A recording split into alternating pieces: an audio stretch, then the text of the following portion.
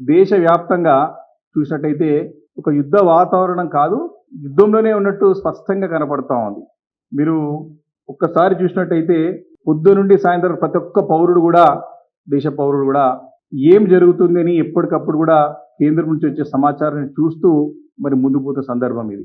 ఇలాంటి మరి యుద్ధ వాతావరణంలో మీరేమో యుద్ధ ప్రాతిపదికన అందాల పోటీలు నిర్వహించాలని చెప్పి మూడించెల మరి భద్రతతో మరి అందాల పోటీలు నిర్వహిస్తామని చెప్పి ఒక షెడ్యూల్ ప్రకటించినారు.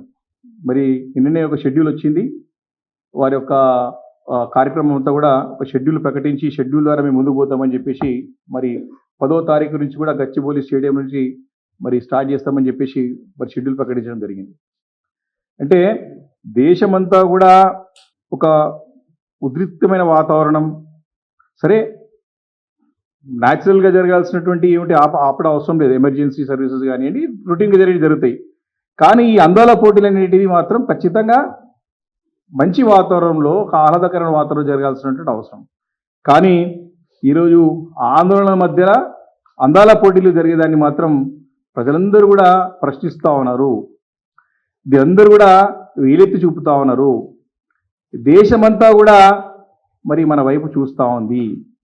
కాబట్టి ఒక్కసారి దీని గురించి ఆలోచన చేసుకోవాలా. ఈరోజు చూస్తూ ఉన్నాం, దేశవ్యాప్తంగా సంఘీభావ ర్యాలీలు జరుగుతూ ఉన్నాయి. మన మైనధైర్యాన్ని ఇవ్వాలా, సైనికులకి అండగా ఉండాలా, సైన్యానికి అండగా ఉండాలని అందరం ఉన్నాం. ప్రత్యక్షంగా మనం పాల్గొనకపోవచ్చు, కానీ డెఫినెట్గా మా థాట్స్, మా ఆలోచనలు మొత్తం మీ ఎంబడి ఉన్నాయి. ఏ అవసరం ఉన్నా సరే మేము చేయడానికి సిద్ధంగా ఉన్నాం. ఎలాంటి అవసరం ఉన్నా సరే చేయడానికి దేశమంతా కూడా మీ ఎంబడి ఉంది చెప్పే అవసరం ఉంది. కాబట్టి ఈరోజు దేశమంతా కూడా సంఘీభావ ర్యాలీ జరుగుతూ ఉంటే, ఇక్కడ మన రాష్ట్రంలోనేమో మన ముఖ్యమంత్రి గారు అందాల పోటీల క్యాట్ వాక్ ర్యాలీలు చేపిస్తూ ఉన్నాడు. ఇది చూసి అందరూ కూడా అసహించుకుంటా ఉన్నారు. రాష్ట్ర ప్రజానీకమంతా కూడా వారి నిర్ణయాలని మరి తప్పుపడుతూ ఉన్నారు. ఒకవైపు దేశం మొత్తం కూడా రోజు మీరందరూ కూడా చూసినట్టయితే దేశమంతా వ్యాప్తంగా ప్రతి ఒక్కరు కూడా అలర్ట్గా ఉండమని చెప్పేసి ప్రభుత్వం చెప్పింది. మీరు ఏం చెప్తున్నారు క్లియర్గా, కేంద్రం యొక్క సూచనలు పాటించమని చెప్తూ అలర్ట్గా ఉండమని చెప్పింది సైన్యం. నిన్న చూసినట్టే ప్రతి పొద్దున సాయంత్రం అక్కడ మనకి సంబంధిత శాఖ సంబంధించిన అధికారులు ప్రకటన చేస్తూ ఉన్నారు. మీరు ఈ యొక్క సోషల్ మీడియాలో వచ్చేటువంటి అసత్య ప్రచారాలను నమ్మొద్దని చెప్తా ఉన్నారు.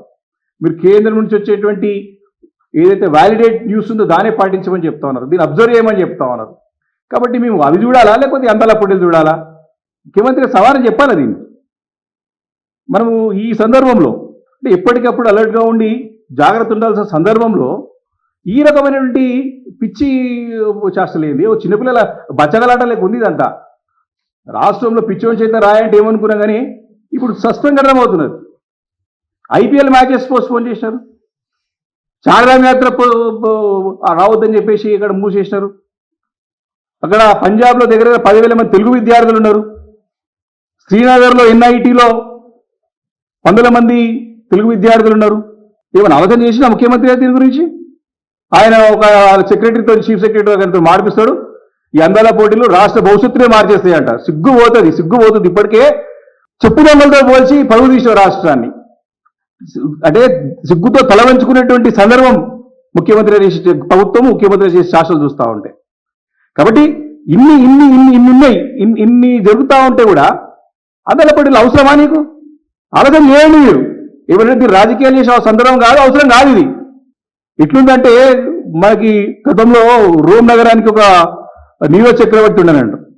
రోమ్ నగరం అంతా తగలబడుతూ ఉంటే ఈయన ఫిడేల్ వాయిస్ కూడా కూర్చుంటాడట లోపల. ఈయన ఒక అభినవ నీరో చక్రవర్తి అయ్యి ఇప్పుడు మన ముఖ్యమంత్రి గారు. వారం రోజులు కూర్చొని ఇక్కడ పోలీస్ కమాండ్ కంట్రోల్లో రోజు